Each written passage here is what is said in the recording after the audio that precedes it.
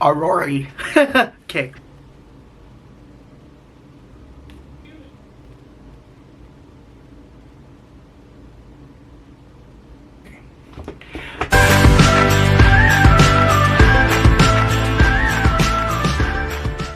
Hello Descenders, hello everybody, welcome to my YouTube channel. So today we're going to be doing another book session review, and by the time this video comes out, it's going to be almost a month from now when this new little movie called Disney Descendants Wicked Wonderland is going to come out. Usually whenever a new Disney Descendants movie comes out, there's always brand new books. So this year we got two new Descendants books. Sorry, not with the noise with the background. So this year we got a typical Muscle de la Cruz, which is the Merlin Academy. I'll talk about it. And then we also got, boom, Lost Revenge, the Uma book. And at the end you'll find out which book you think you should check it out and like which one do I personally recommend, because I have thoughts to say. And so this is this year's like book for Descendants. Do they both relate to the movie? No. But do they relate to the previous movie? Yes, definitely. And so this one's like a traditional like Disney Descendants novel, and then this one is like a graphic novel. So there's like comic books and stuff, which is really like a fast read. And especially when you have like little children and stuff, they will love this. Or any person would love graphic novels. And yeah, so welcome again. So if you want to miss any more Descendants content in my channel, please make sure to subscribe and like. I have tons of Descendants videos coming up, especially when the new movie comes out, so you don't want to miss any videos like that. And further ado, let's just get right into it. So as I said in the beginning of this video, I feel like this year there wasn't no books that are related to the new movie. Maybe they're keeping some surprises. Also because the new movie is kind of like revival-ish, because like Chloe and Red changed the entire timeline. So this movie is a brand new, basically a brand new movie. So I'm guessing Disney didn't want to spoil the surprises for that one, even though we knew some of it. But so there's no new movie or books related to that movie yet, as far as it's released right now. Because you know, every year they should, every Descendants movie there is always like a brand new book. So this year we got two, and I can say this now, I feel like these two should have been released in 2024 or last year at least, by the time Rise of Red came out, because this would be like a perfect addition, especially this one. Like this would be a wonderful addition to have to find out like why is Uma a principal, how did she become, boom, this book will answer it all. They're both like prequels, which is weird, prequels before the fourth movie comes out, which I like. I wish that came out around 2024 instead of like now, when who knows when we're gonna see these characters, especially the characters in Merlin Academy. You know, that's the frustrating part. Like I don't know when we will see these characters again. Uma, there's a chance. I don't know what they're gonna do, because like there's a brand new, I mean she was in the new timeline, you know, but like who knows what history. So it's very complicated. That's the thing with timeline. So right now at the end of the day we're gonna review these two books. I'll give you my thoughts and ideas about them, and then which book do I personally recommend. You can leave thoughts, comment. They both have pros and cons. Just one has, I was like all over the place. So as every book review, let's just start with the book covers. So we'll start with this one. This is the Merlin Academy book cover. It's pretty in person. I feel like the cover, in my opinion, I think it's a little bit too much. Like so much things are going on. Some people like it. I like a simple cover. I don't like when there's like so much, like there's just too much happening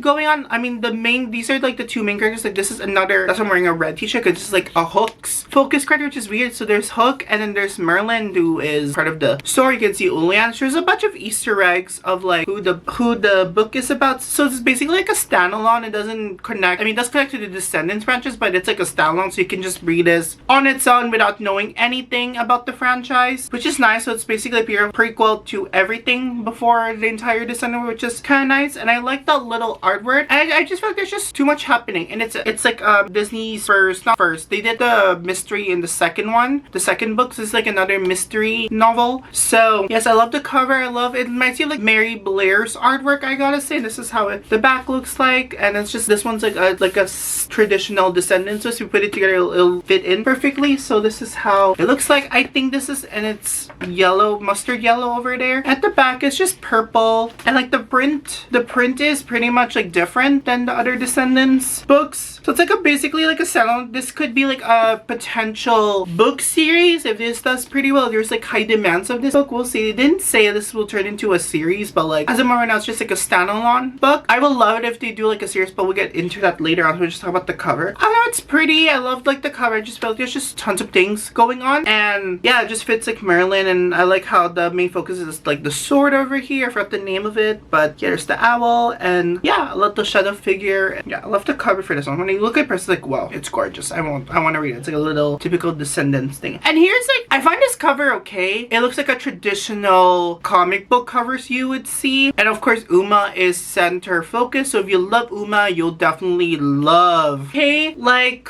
just a traditional like graphic novel. This kind of looks like a special, like a Disney Plus special. Like this would have been the cover of a Disney Plus special. I felt like Disney Plus, they should have released these two special before the movie comes, especially this one. I would have loved to see a Disney special, like a short film. Could be animation. I'm fine with animation. I think animation is more cheaper and more faster to make than live action, but like I would have loved this to be adapted to like a live, this should have been like a live action or an animation movie. So yeah, the artwork is pretty much very pretty. Like look how pretty it is. It's, you know, and yeah, she's gorgeous. It's very much in the sea. Another Captain Hook focus story, but pirates. So we had two Captain Hook focus books over here. So let's talk about the cover. So let's talk about the pros with this book. Are you ready? Okay, here are the things I love about this book. Again, I love how this one, this should have been like a comic book series. I would love to see this in a comic book instead of like a novel. I love how this goes more into character depth into this books. What I love about novels is that versus like film and TV, like they go more into character development, so you understand more about the character's history, their thoughts and emotions. So I feel like this one does a pretty great job on the character development, especially like Uliana, Bridget, Ella, Hook. Those are the five main ones, like the five main characters in this book, even though it's Hook is the main one. Hook is the main one, but I feel like he was overshadowed with so many other wonderful female character, even Hook, you know. So yeah, so I love the depth into this character, and this book is so much of a team up. It's a team up story, and I love seeing like Uliana, Bridget, Hook, Ella, all the VKs and Auradon kids working all together to solve this mystery. This book is about like so Merlin went missing, and the Merlin Academy, even the sword went missing vanishingly. So it's up to like the students of Merlin Academy to figure out this mystery before times rounds out or whatever. And there's, yeah, that's basically what the story is before, you know, because this all happened on the first day of Merlin Academy, like one of the first day, like first year, like they both arrived there. So like it's just a mystery. Where's Merlin? Where did he disappear? Who's behind all of it before time runs out? And then Lost Revenge is basically about, it's an Uliana solo story. This happens after Descendants 3. So it's about her finding out that kids of Auradon have gone missing mysteriously.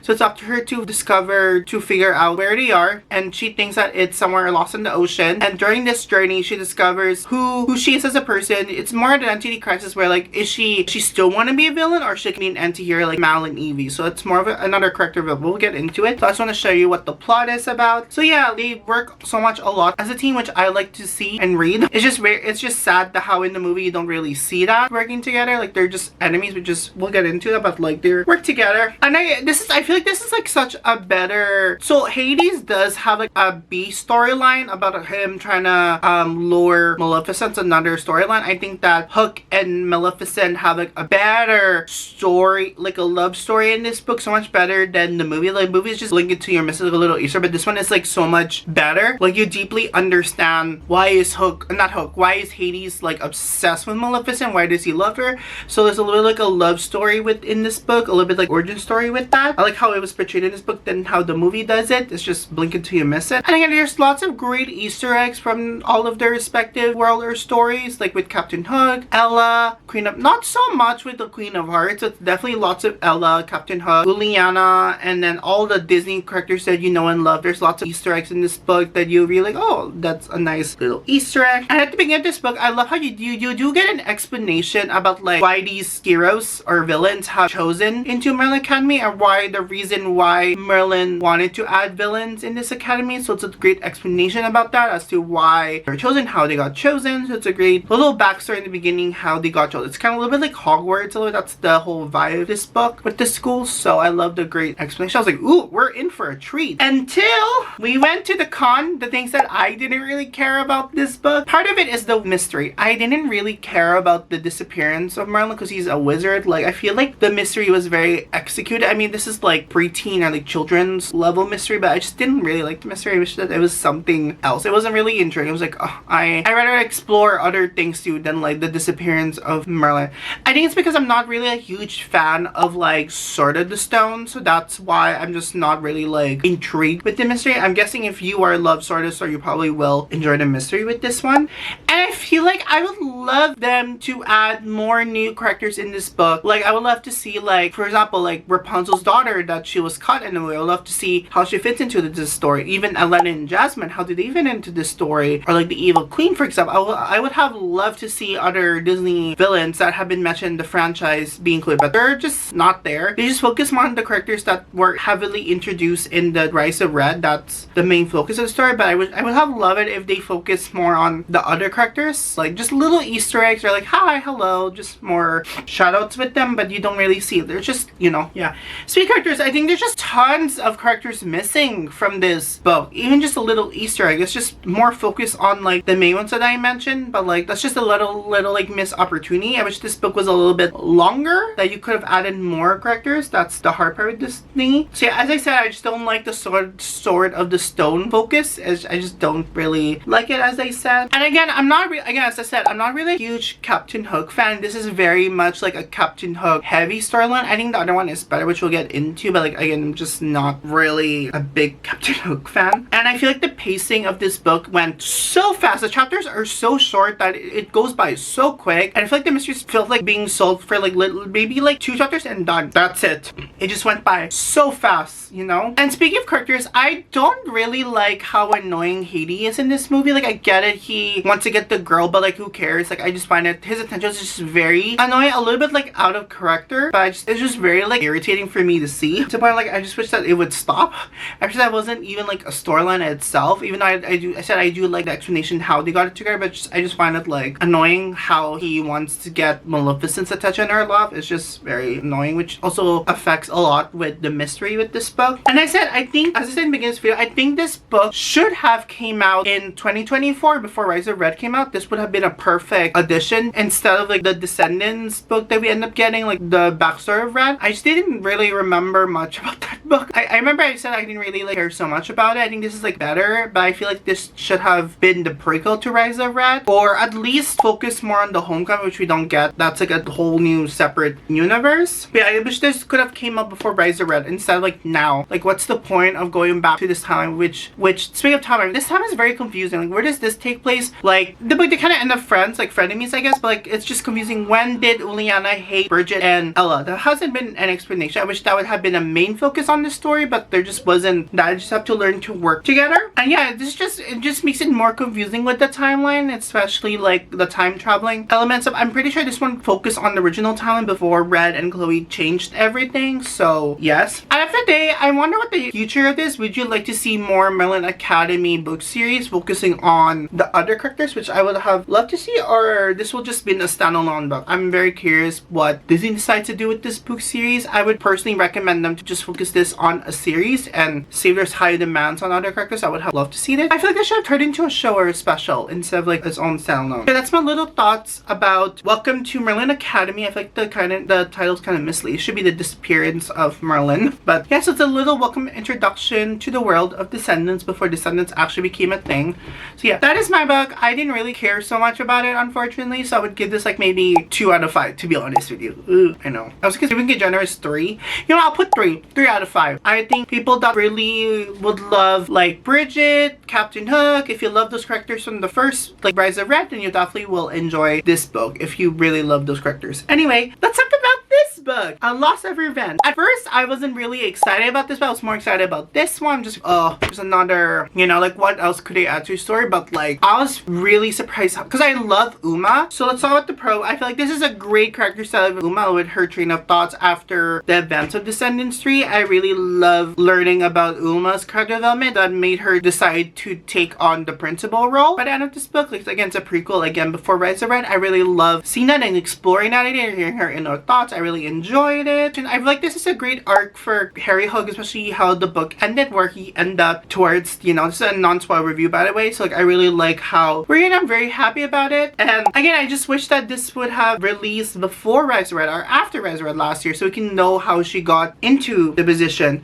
Again, the only thing I didn't really like about this novel, it's very quick paced. I think the mystery is a little bit lacking. This one focused more on like character study and like drama. That's how the mystery has been resolved. I feel like it just wasn't there. It just it felt like the mystery is more like a character device or plot device for them to move. It's kind of like misleading. It's not really like, I mean, it's a mystery like what happened to the children, but like it's more of her discovering herself. I feel like that mystery helps her move forward the story, even though it didn't really do much. But it's more character drama, I would say, like more soap opera, which I really enjoy. And I don't want to spoil who's behind the disappearance of the children, but I really like it, especially if you're a huge fan. I hope that's not spoil for you versus me when I go on Twitter, but like if you're like a huge fan of the Descendants franchise, you'll be so happy to see these characters and how they look like in graphic novels. So it made me so happy, like where I wish this would have turned into, this should have been like a Disney Plus special. I would have loved this to be a Disney Plus special instead of like graphic novels. I feel like this would have freaked fans out, like who is behind all of this. Again, this is a better version of like the Hook characters in this graphic novels than this one. I really like Hook in this one more than that one, but I'm very curious. I wanted to explore like Captain Hook, what makes him more like an abandoned father, like not really care about his like with Hook and stuff. That's a little bit like thingy, but they didn't go more into depth into it. Just more like I would have loved to see that more explored in this book. Again, as I said, I would have loved to more stories like this. I would like more graphic novels of this. Again, there's just a missed opportunity. This could have been turned into a Disney Plus special, and I would have eaten up. This could have been a Disney Plus. In my brain, when I was reading this and looking visual, this was basically a Disney Plus special that made me so happy that they brought in these other characters that we haven't seen since in a while, and